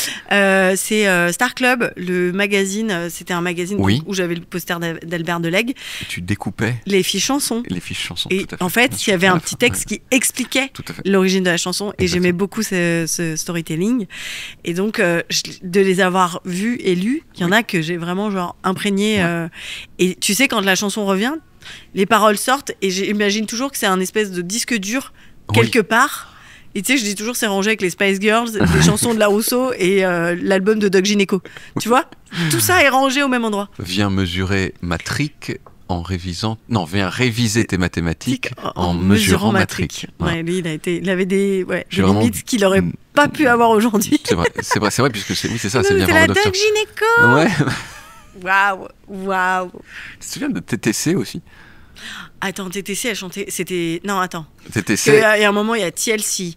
Les trois TTC, c'était un groupe de rap français qui faisait des paroles abominables en 2006. Et c'était, mais genre. Et des trucs, mais genre. Mais en fait, je pense que c'était. Moi, ça me faisait rire parce que c'était trop. C'est-à-dire, c'était impossible de croire une seconde qu'ils avaient fait quoi que ce soit, qu'ils comptaient faire quoi que ce soit qu'ils étaient en train de dire, mais c'était en tout cas ils le disaient. Ah ouais, on pourra même pas mettre du TTC parce que cette vidéo sera ban direct. Lèche-moi toute la nuit afin que ta ne sèche pas. T'as déjà été sur Tinder? Oui. Raconte quelque chose qui s'est passé sur Tinder et qui mérite d'être raconté. Oh là là, Tinder. En fait, j'ai vraiment fait comme une expérience. Je me suis dit, je veux pas. Ouais. Parce que de manière générale, avoir un date, c'est-à-dire m'asseoir à table avec quelqu'un que je connais vraiment pas, et qu'on essaye de trouver un point d'ancrage pour s'organiser, pour peut-être ou se mélanger, ou construire un couple et tout, c'est angoissant. J'aime trop rencontrer quelqu'un dans une soirée, enfin voilà. J'étais vraiment dans cette team-là, c'était vraiment genre angoissant, genre un trac de malade. Avec la célébrité, je t'explique même pas, j'ai même pas imaginé pouvoir le faire. Et à un moment, je me dis, attends, je vais le faire d'une autre manière. Je recrée un peu le truc. Donc, je ne mets pas ma tête. Et je choisis de m'appeler Marie et de mettre la photo de Cameron Diaz dans Marie à tout prix. Je dis, au pire, il a un peu d'humour, tu vois. Et donc, je fais ça et je commence à parler avec des gens. Et je suis vraiment comme une journaliste, en fait. Est-ce que ça fait longtemps que t'es là ? Qu'est-ce que tu retiens de ça ? Est-ce que tu rencontres beaucoup de gens ? Machin. Mais tu sais, pas dans un truc romantique. Vraiment dans un échange humain. Et en fait, du coup, la discussion, moi, je suis protégée parce qu'en fait, on sait pas qui je suis. Et le mec, il se dit, attends, mais la meuf me pose des questions un petit peu pertinentes, en fait. Elle est pas en train de me faire un interrogatoire. Et donc, d'un coup, il se dit, et qui se cache ? Et puis, son macaron, c'est Cameron Diaz. Donc, le mec croit vraiment. Il y a que le macaron, il y a pas. Il y a pas d'autres photos. Enfin, je crois que j'ai pas mis d'autres photos. Alors, j'ai dû mettre des paysages ou des trucs comme ça. Et donc, du coup, à un moment, je sais pas comment dire, je suis assez intuitive dans le sens où, bon, tu peux parler très bien avec quelqu'un, mais tu sens ou pas si t'as envie de le rencontrer plus, tu vois, tu le sais, en fait, on est en train de... Des fois, j'ai des copines, elles sont là. Écoute, c'est pas mal, tu sais, discussion comparative. T'es là, si t'es déjà en train de le comparer avec d'autres trucs, c'est que t'as pas un élan franc. Non, parce que, alors, d'un côté, il a ça. En revanche, je trouve que le fait qu'il... Ça me dérange. T'es là, mais en fait, on parle pas d'un objet, on parle d'un humain.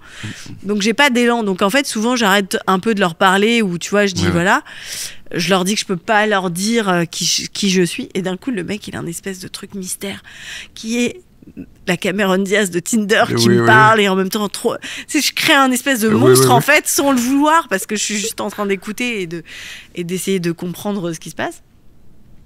Et donc voilà, j'ai fait ça quelques temps. J'ai rencontré après un mec où on a eu une histoire et tout.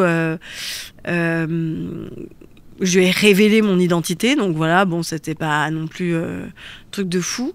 Mais après, j'ai pas trop fait en fait le truc. Il a fait quoi ? Il a fait genre Non, parce que j'avais un peu teasé, machin, donc finalement il a trouvé. C'était pas. J'étais pas une star américaine, donc d'un coup il s'est dit bon. Après, je pense qu'il avait joué un peu genre je m'en fous. Et en fait, il y avait un côté un peu je m'en fous de qui t'es en fait. Tu vois, il jouait un peu à ça, ce qui me plaisait bien au final, mais tu vois. Un peu trop après, mais ça c'est une autre histoire. Mais alors là, c'était bien que tu t'en foutes un petit peu. Mais pas trop non plus. Là, tu te fous de ma gueule. Là, en fait, là, tu ne me respectes pas. En fait. Mais après, le date, genre, j'ai jamais fait. Genre, t'es là, t'es machin, viens, on se retrouve, il est 23h, tu te connais pas, tac, machin, passe une nuit de fou. Non, j'ai pas été jusque-là. Est-ce que t'as déjà reçu des photos de gens nus que t'avais pas demandé de recevoir ? Tu sais que alors, déjà, j'ai un spectacle qui s'appelle Sexe, je n'en reçois jamais. Est-ce que la femme qui parle de sexe à partir de livres intéresse moins la fille qui monte son corps ? Je pense. Quelque part, il y a peut-être un peu le truc où il a peur que je la compare, que j'ai je sais pas, il a peur de... Mais je n'en reçois pas. Je m'en plains pas, mais en tout cas, c'est un fait. Et après, au moment de Snapchat... si, j'avais reçu ça, un monsieur qui vraiment... Alors, je l'avais eu à mon réveil, mais lui avait anticipé... je sais pas comment dire. C'est-à-dire que lui, 1 heure avant, il prend en photo son matériel, il fait une vidéo où il utilise son matos, et voilà, il le filme. Et ça, il me l'envoie. Et je le découvre au réveil. Et je me dis, mais alors, on n'est pas sûr, on a discuté, on n'est pas sûr. Et je me dis, mais quel est le projet de ce type, quoi ? Qu'est-ce qu'il se dit ? Surprise au petit-déj, je sais pas. Je sais pas, c'est toujours un mystère, en fait. En fait, c'est toujours un mystère quand il n'y a pas de... Ça peut être un jeu sexuel, tu vois, avec quelqu'un que tu connais, mais... Avec pas de prémisse, toujours pareil, comme Julien, trop rapide, trop tôt, too soon. Donc je ne reçois pas... Temporise les dick pics. Temporise. Et puis surtout, attends le bon moment, peut-être. Est-ce qu'il y a un bon moment? Je ne sais pas, qu'on te la demande peut-être. Mais en tout cas, non, j'en reçois pas tant. Et presque, je me suis dit, mais attends... Une petite dick pic, ce serait comme ça. Excusez-moi, mais bon, voilà, maintenant j'ai un spectacle qui s'appelle Sexe, excusez-moi. Non, je préférerais pas en recevoir. C'est trop choquant. Est-ce que t'es jalouse en amour? En amour, non. En fait, moi, je suis jalouse quand il y a un vrai truc. Oui. J'ai déjà été jalouse, tu vois, quand j'étais au lycée, on était toute une bande de potes, et puis t'avais une meuf qui drague mon mec quand je suis là.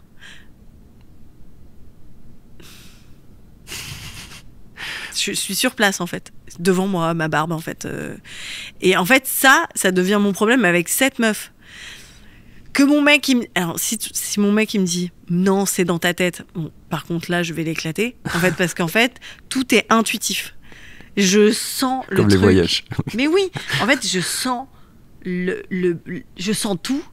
Et on me dit non, mais c'est dans ta tête. Ça me fait péter un câble. Donc après, je m'imagine pas que mon mec, nanana, sans aucun point de départ. Tu vois ce que je veux dire? Oui, bien sûr. C'est où je sens la meuf, elle a des vues sur mon mec, ou tu sens ton mec qui est un peu fragile, bancal, et c'est pas agréable en fait. Donc après... mais je suis pas jalouse. Je sais pas. Déjà, moi, j'aime bien avoir des potes mecs. J'aime pas être avec un jaloux. Hein. Moi, je déteste ça. Ça me. T'es pas jaloux des ex non plus? Bah, c'est pareil. Si tu rencontres l'ex, que l'histoire est terminée, qu'elle te tape dans le dos et que elle est hyper contente pour son ami qui est devenu son ami et que voilà. Mais si elle est là. Bibou, tu me prêtes un pull? Tu sais, tu m'avais prêté un pull la dernière fois quand j'étais venue chez toi. Ça dégage en fait. Ça, c'est du non-respect pour moi-même, en fait. Tu vois, en fait, c'est que ça. Parce que sinon, moi, je suis amie avec des ex et j'aurais pas envie qu'on me dise, bah non, tu peux plus lui parler parce que ça a été ton ex, tu vois. Je trouverais ça pas logique. Donc, le truc l'ex qui fait genre, qui rappelle bien que c'est l'ex, c'est non. Ça dégage. Bérangère, merci. Oh, merci à toi. Hein. C'était bien small talk. Tu sais, j'avais un peu peur du small talk parce que, en fait, je me suis dit, en venant, ben moi j'adore David, mais le mot small talk, d'un coup j'ai dit, attends, mais moi c'est le pire truc dans la vie. C'est ça le truc, c'est que le small talk, c'est jamais du small talk. Mais ça m'a pas fait ça. Hein. Mais oui. Mais ce que je pense que c'est. Le small talk, c'est dire quel temps il fait, t'as vu, il fait machin. Mais là, c'est le contraire. Tu demandes pas genre, c'est quoi ton médicament préféré quand tu fais du small talk avec ta voisine. Non. Tu vois voilà. Et vous, alors, c'est plus vous êtes Xanax ou plutôt j'ai senti Xanax. Hein. J'ai senti. Non, mais non, c'était pas du small talk. Merci beaucoup. Merci David. Bon cet épisode il est fini. Va y avoir plein d'autres épisodes et si vous voulez être sûr d'en manquer aucun, eh bien cliquez sur le bouton qui permet de vous abonner à Small Talk. Après je sais que s'abonner c'est un choix personnel, donc je vais pas vous forcer, mais si j'étais vous, je le ferais. C'est tout ce que je dis. À dans 2 semaines, parce que c'est tous les 15 jours. Ok? J'ai des souvenirs tristes de sudation quand j'étais dans mes premières booms en 6e. Ah ouais. Et de dos, la chemise dans le dos. Ou des filles qui te... Tu sais, qui dansent les dos un peu comme ça. Et ça te marque fort, à vie, quoi. Ouais, c'est des stigmates, en fait. Extrêmement humiliant, quoi. Ça a commencé? Ouais. Ah oui?